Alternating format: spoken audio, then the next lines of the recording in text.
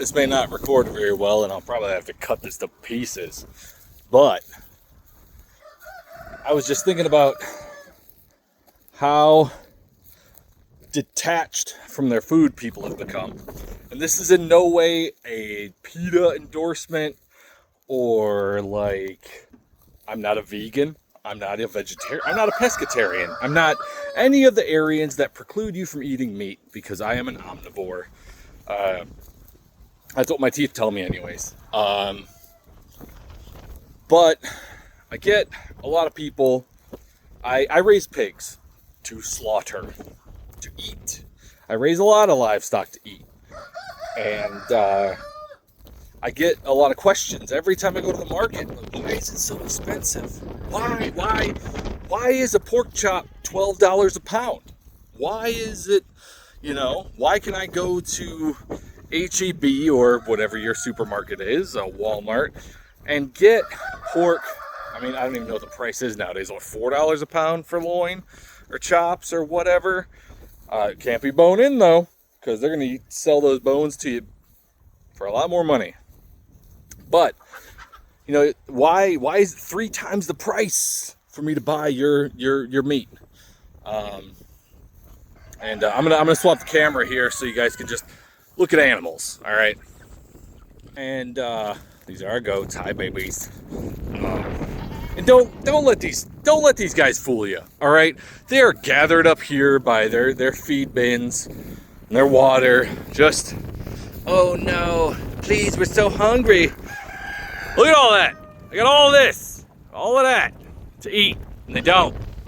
They're not doing it. But anyway, goats. Goat meat is extraordinarily expensive.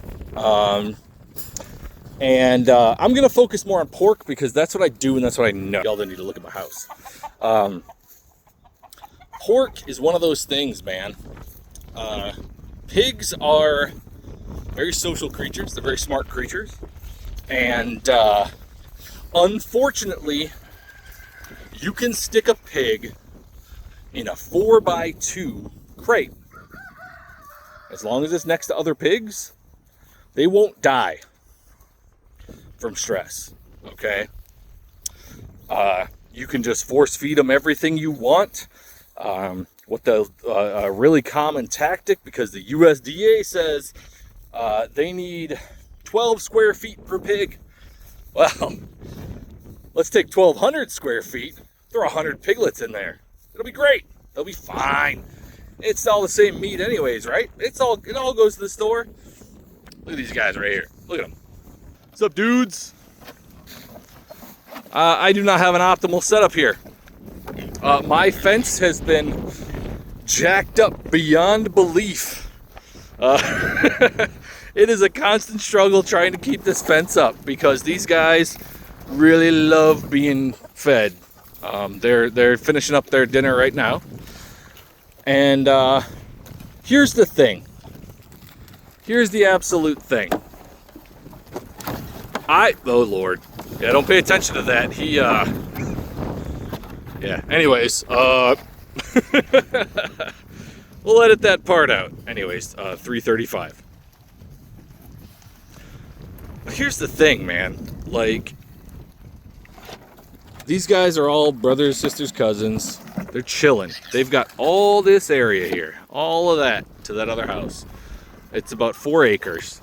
And they run around and they chill and they're cool.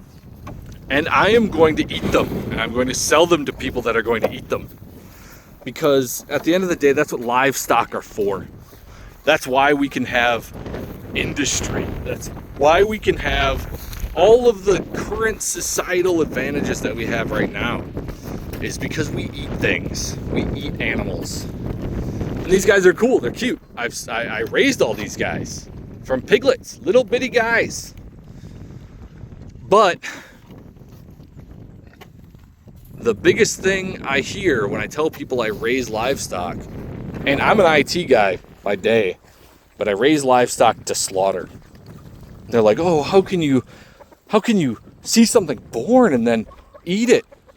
Well, because that's what we do with livestock. And the thing is, I give them the best life I can. They hang out, They got water, they got food, they got hay to play with. They got all this space. I do a bunch of other stuff with them. I see them every day, I pet them every day, and we hang out. And then when the time comes, I load them in the trailer and I take them to be processed. Because we have a responsibility. We have a responsibility to our food. And it's really easy to become detached today because you can go into Walmart, grab a value pack of boneless pork loin for $3-4 a pound and eat it, and it'll be all right.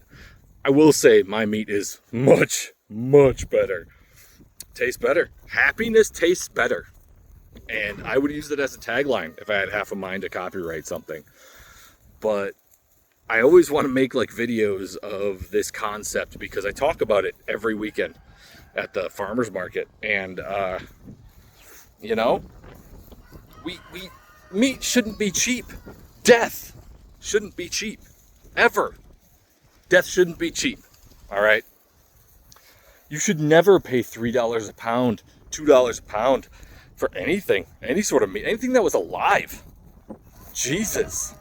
I can plant an acre of sweet potatoes and get a whole bunch of nutrition out of that.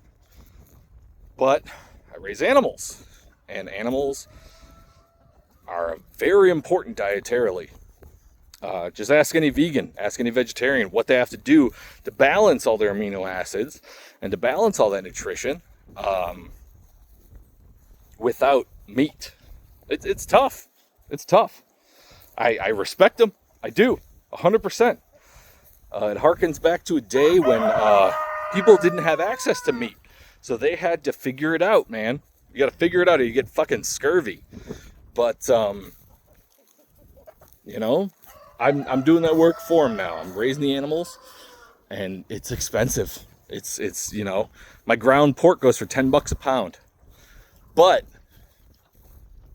I challenge anybody that eats pork to just look at it, man.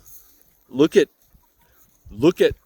what Iowa does. Look at what don't look at what China does. Holy crap.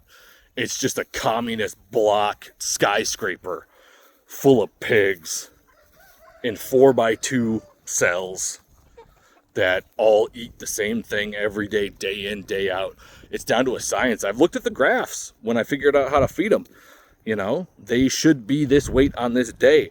And in this many days, you can slaughter them and eat them. And when you look at your pork in the grocery store, it's pink. There's a little tiny bit of intramuscular fat because they don't get time. There's no time. There's no varied diet. None of that. And we should have more responsibility towards our food. And this video has gone on entirely too long, but I had to commit it at some point. I do a lot of work every day to feed my animals. I have a 9-to-5er with a fucking 2-hour commute, or an hour each way commute, because I live out in the country. I got 12 acres out here in Texas. And I do about an hour's worth of work every day to make sure everybody's got water and feed and are happy. You know, they got stuff to play with out there. They're chilling. And I invite people out to my farm to look at it because, yeah, look your food in the eye, bro. It took me 6 months to eat my own pigs because I raised them. And that responsibility is amazing. It's great. It's very fulfilling. Very fulfilling. Don't get me wrong. I've grown vegetables and stuff like that, and it's great. But man, when I take a couple of hogs to the processor and they're in the trailer and I got to put numbers on them when I get there, they don't have ear tags or nothing like that while they're here. When I slap that number on them, and I'm like, you are now 696 and 697. Knowing that I'll never see them again. It's humbling. And my brother-in-law is, full-blooded from the Ojibwe tribe. And, I looked into a lot of that. Every single Native American, Native anything, any sort of Aboriginal tribe, anything like that, all have a ceremony for their livestock before they slaughter them. Every single one. Thanking them. Because they're giving their lives so we can eat. And people forget that. Some people blow it out of proportion like PETA and make it ridiculous. But every animal that comes out of here, I thank. Every one. Either when I load them in the trailer or take them to the processor. I thank them because they are being sacrificed. But throughout history, that's how it's been.